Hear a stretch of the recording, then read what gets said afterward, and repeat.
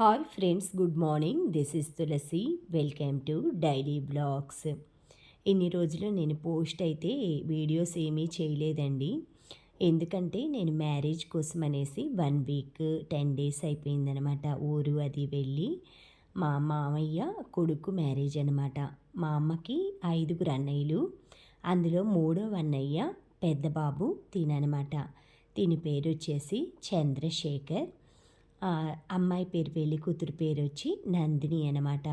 అమ్మాయిది వచ్చి అద్దంకి, మా చందుది వచ్చేసి ఒంగోలు అనమాట. మా మామయ్యలు అత్తయ్య గారు ఊరు అన్నీ కూడా ఒంగోలే. ఒంగోలులో చాలా వరకు మాకు అంత ఏరియా అంతా తెలుసండి. నేను చదువుకున్నది కానీ మా అమ్మమ్మ వాళ్ళ ఇంటి దగ్గరే ఉండి చదువుకున్నాను నేను డిగ్రీ వరకు. అలా నాకు మా అమ్మమ్మ వాళ్ళు మేనమామలతో చాలా బాండింగ్ అనమాట.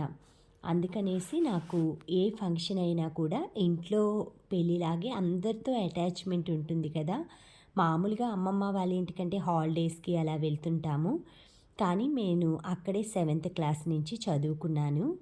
అందుకనేసి నాకు ఎక్కువ బాండింగ్ అనమాట. మా మామయ్యలతో, మా మామయ్య పిల్లలతో అందరం కూడా కజిన్స్ లాగా కలిసిమెలిసి ఉంటామన్నమాట. అంటే అక్క చెల్లెళ్ళు అలాగా అక్క అక్క అంటారు వీళ్ళు నన్ను. మామయ్య కొడుకైనా కూడా అలా చిన్నప్పటి నుంచి వాళ్ళు స్కూల్కి వెళ్ళేటప్పటి నుంచి అందరం కలిసి చదువుకోవటం కానీ ఆడుకోవటం కానీ అన్నీ కూడా సరదాగా సినిమాలకు వెళ్ళేవాళ్ళం.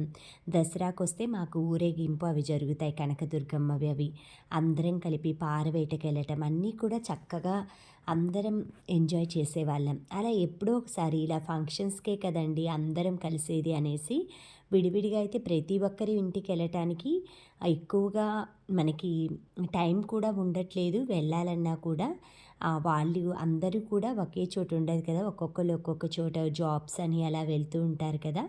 ఫంక్షన్స్లో అయితే అందరం కలవచ్చు అనేసి కొంచెం దూరమైనా సరే నేను ఎక్కువగా ఫంక్షన్స్కి అది వెళ్తానండి. మిగతా రోజుల్లో మనం తీరిక చూసుకొని వాళ్ళకి తీరికుండాలి అలా వెళ్తూ ఉంటాం కదా.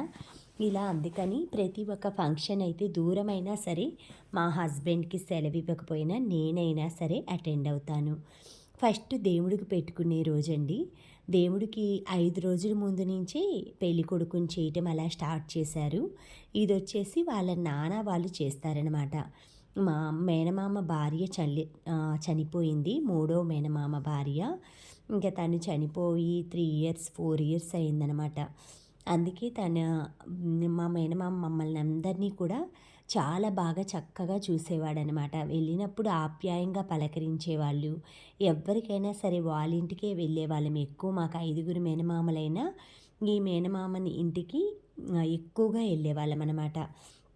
అలా అందరినీ అభిమానంగా మమ్మల్ని సినిమాలకి తీసుకెళ్ళేవాళ్ళు. మూవీస్కి కానీ తిరునాళ్ళకి కానీ అన్నిటికీ కూడా పిల్లలందరినీ తీసుకెళ్ళేవాళ్ళు అనమాట. తిరునాళ్ళకి అందరికీ మనీ ఇవ్వటం అలా అందరితో కూడా చిన్నపిల్లలతో కలిసిపోయి, చిన్నపిల్లలంటే చాలా ఇష్టమండి మా మామయ్యకి. అలా అందుకనేసి మాకు బాండింగ్ ఎక్కువగా అనమాట. తినొచ్చేసి మా అమ్మ రెండో చెల్లి అనమాట. ఇందాక కూర్చోపెట్టింది పెద్ద చెల్లి. మా అమ్మకి 2 చెల్లెళ్ళు. తిను గుంటూరులో ఉంటారు. మా సత్య ఆంటీ అనమాట. పిన్ని అయితే నేను ఆంటీ ఆంటీ అంటూ ఉంటాను. అందరం కూడా అలా పిలుస్తూ ఉంటాం. నేను నలుగు పెడుతున్నానండి. ఇలా అందరూ 1 బై 1 అయితే నలుగు పెడతారనమాట. ఫస్టు నెయ్యి రాస్తారు, తర్వాత సున్నిపిండి, గంధము. ఆడపిల్లలకైతే పసుపు అది పూస్తారు. మగపిల్లలకైతే పారాని పసుపు కాళ్ళకి పూస్తారు.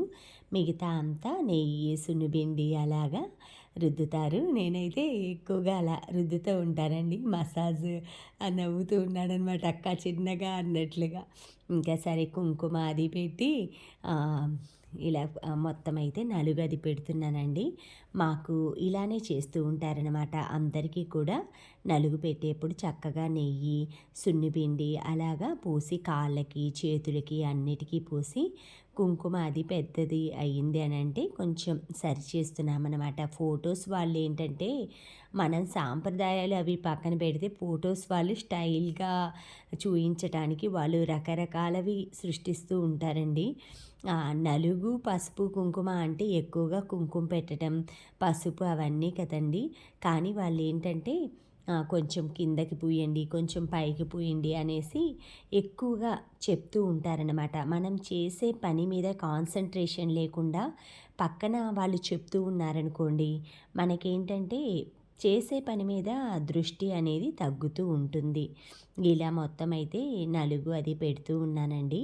వీళ్ళందరూ బాలదాసులనమాట. 5గురు తోడు పెళ్లి కొడుకుల్ని ఆ అబ్బాయితో పాటు నలుగురిని కూర్చోబెడతారు. అలా వరసైన వాళ్ళని, మేనల్లుడు వరస అలా అయిన వాళ్ళని కూర్చోబెడతారు.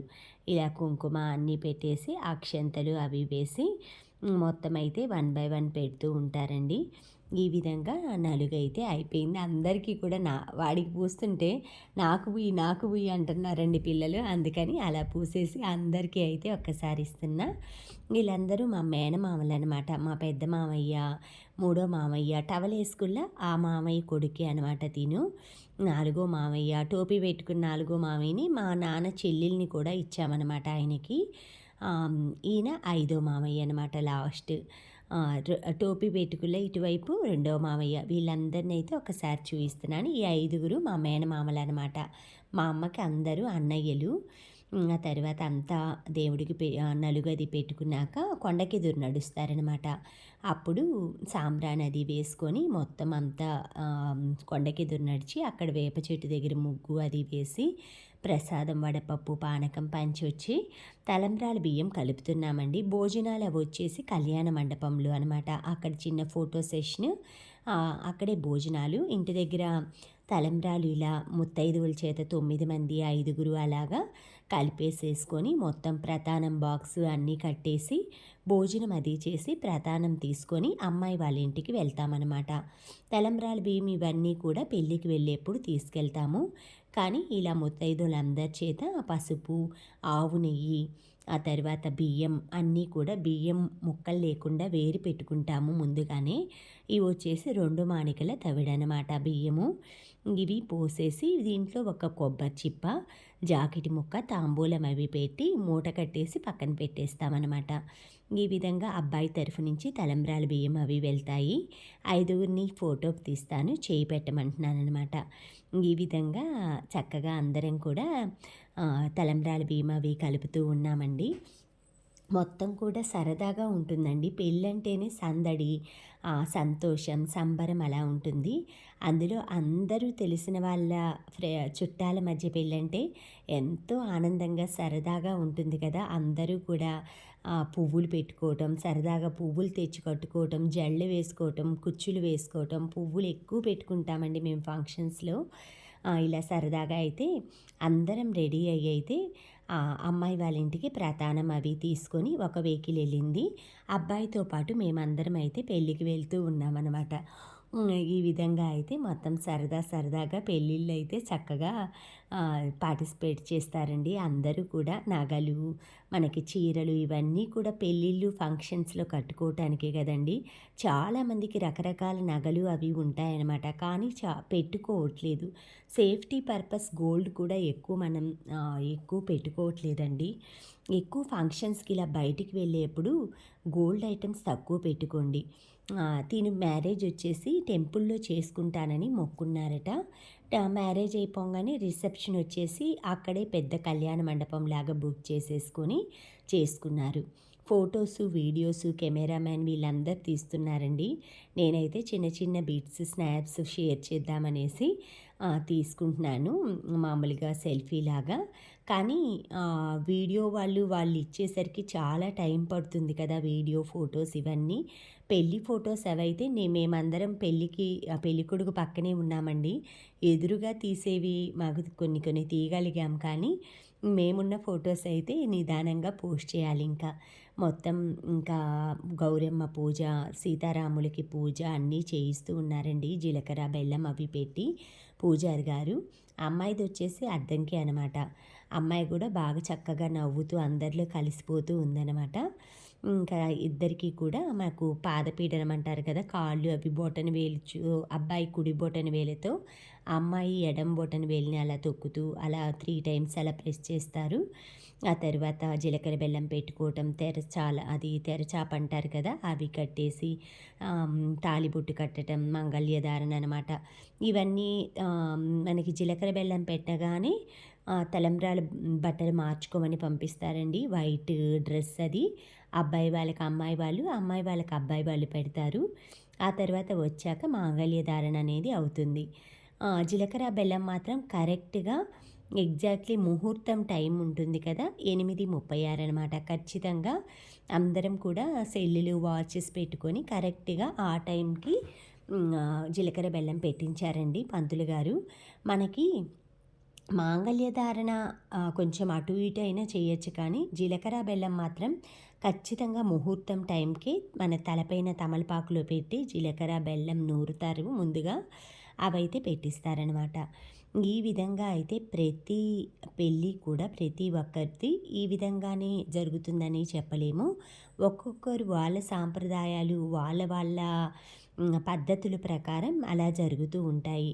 తరువాత బిందెలో ఉంగరాలేసి తీయటము ఇవన్నీ కూడా చాలా సరదాగా జరుగుతదండి పెళ్ళి. ఈ విధంగా మ్యారేజ్ అంతా అయిపోగానే రిసెప్షన్ అది అంతా కూడా కళ్యాణ మండపం దగ్గర అక్కడికైతే అందరం కూడా పెళ్ళి అయిపోగానే బయలుదేరామండి. ఇలా మా మేనమామ కొడుకు పెళ్ళైతే ఇలా జరిగింది. అన్ని ఫొటోస్, అన్ని వీడియోస్ అయితే నేను షేర్ చేయటానికి తెలుసు కదా! మనం ఫోన్‌లో ఛార్జింగు ఉండదు. అందులో అన్ని ఫొటోస్ తీయాలన్నా కూడా మనం పెళ్ళిలో హడావుడిలో ఉంటాం కదా! తీయలేమనమాట. నేను తీయగలిగినన్ని ఫొటోస్ అయితే కొన్ని కొన్ని తీశానండి. అవి షేర్ చేశాను. Thank you friends. Thank you for watching. Thank you for valuable time. Have a safe day. Please like, share, subscribe my channel Tulasi vibes. ఇలా అందరూ కూడా మా మేనమామ కొడుకులు, మేనమామలు అందరం కూడా ఫొటోస్ దిగాము. మా ఫొటోస్ అయితే ఇంకా కెమెరాలో వాళ్ళు తీసినవి వస్తాయి అన్నమాట నిదానంగా. అప్పుడప్పుడు వచ్చినప్పుడైతే ఫొటోస్ షేర్ చేస్తాను. Thank you friends.